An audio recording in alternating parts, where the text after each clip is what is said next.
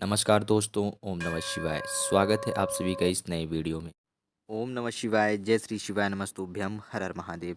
बेलपत्री पर बिंदी वाला यह छोटा सा उपाय विशेष रूप से आप सभी की इच्छा मनोकामनाओं को पूर्ति करने के लिए, फिर वह इच्छा चाहे आपकी किसी भी प्रकार की हो, कोई सी भी ऐसी विशेष इच्छा मनोकामना है, चाहे आर्थिक की तंगी से लेकर के हो या फिर कोई व्यापार नौकरी से हो या फिर कोई आपकी अन्य मनोकामना या इच्छा है, तो उसकी परिपूर्ति के लिए, परिपूर्ण के लिए कोई काम प्रारंभ करना चाह रहे हैं, ऐसी जुड़ी कोई भी इच्छा मनोकामना हो, तो आप सभी को सोमवार के दिन, मंगलवार के दिन या फिर गुरुवार के दिन यह छोटा सा उपाय अवश्य रूप से करना चाहिए, जो कि बेलपत्र पर बिंदी वाला यह छोटा सा उपाय है।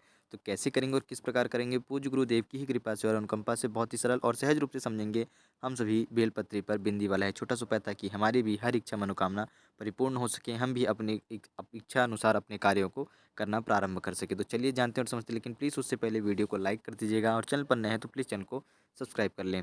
देखिए, इस उपाय में हमें किन किन चीज़ों की आवश्यकता पड़ेगी वह जान लेते हैं हम पहले।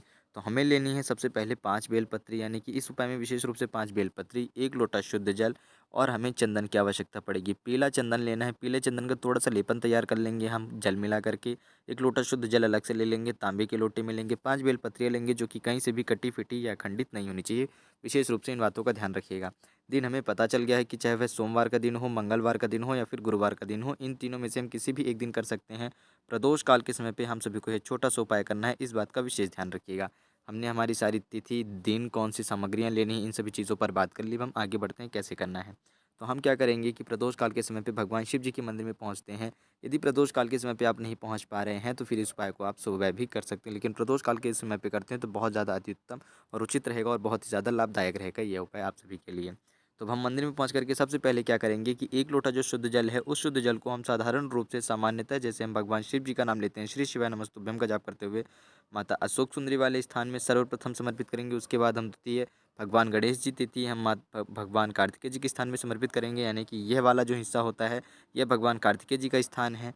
ठीक समझ गए होंगे आप। बीच का जो हिस्सा है माता अशोक सुंदरी, यह जो दूसरे नंबर का स्थान है, यह भगवान गणेश जी का। फिर चौथे नंबर पे हम समर्पित करेंगे माता जगत जननी हस्तकमल पे। फिर 5वें नंबर पे हम समर्पित करेंगे भगवान शिव जी के शिवलिंग पर। पाँचों स्थानों पे हमको जल समर्पित करना है श्री शिवाय नमस्तुभ्यम का जाप करते हुए। ठीक ध्यान रखिएगा। जल समर्पित कर देने के बाद अब आपके पास बचता है पीला चंदन और 5 बेलपत्रियाँ। तो अब आपको इन पीले चंदनों का लेपन इन बेलपत्रियों में लगाना है। ध्यान दीजिए, आपके पास 5 बेलपत्रियाँ हैं, जल आपने समर्पित कर दिया है सभी भगवान स्थानों पर, भगवान शिव जी के शिवलिंग पर संपूर्ण रूप से जल समर्पित कर देने के बाद जो आपके पास ये 5 बेलपत्रियाँ और चंदन है, इनका लेपन लगाएंगे। तो जो आपके पास 5 बेलपत्रियाँ हैं, यानी कि टोटल हो जाती हैं 5 बेलपत्रियों की 15 पत्ती। कितनी? 15, 1, 2, 3, इस प्रकार से आपके पास 15 पत्ती हैं। तो सभी पत्तियों में आपको जो पीले चंदन का आपने लेपन बनाया है, इसका आपको टीका लगाना है, नहीं कि बिंदी लगानी है। ऐसा नहीं कि आपको पूरा पत्ती ही लेपनी है, कि आप ये पूरी की पूरी पत्ती लेपन करेंगे, नहीं।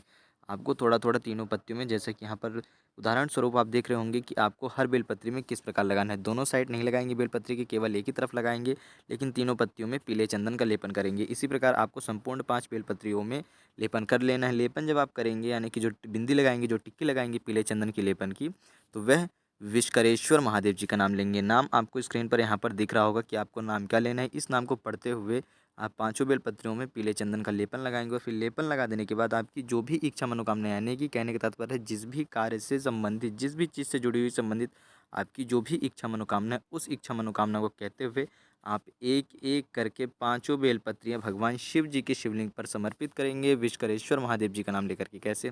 विश्वकरेश्वर महादेव जी का नाम लिया, फिर मन में आपने अपनी इच्छा मनोकामना के लिए उनसे प्रार्थना करी और एक बेलपत्री समर्पित कर दी। ठीक, समर्पित कर दी। फिर पुनः आप दूसरी बेलपत्री उठाएंगे, विश्वकरेश्वर महादेव जी का नाम लेंगे, अपनी इच्छा मनोकामना कहेंगे, जो आप पुनः से वह इच्छा मनोकामना कहनी है और पुनः से आपको दूसरी बेलपत्री भगवान शिव जी के शिवलिंग पर समर्पित कर देनी है। इसी क्रिया अनुसार आप टोटल 5 बेलपत्रियाँ भगवान शिव जी के शिवलिंग पर समर्पित कर देंगे।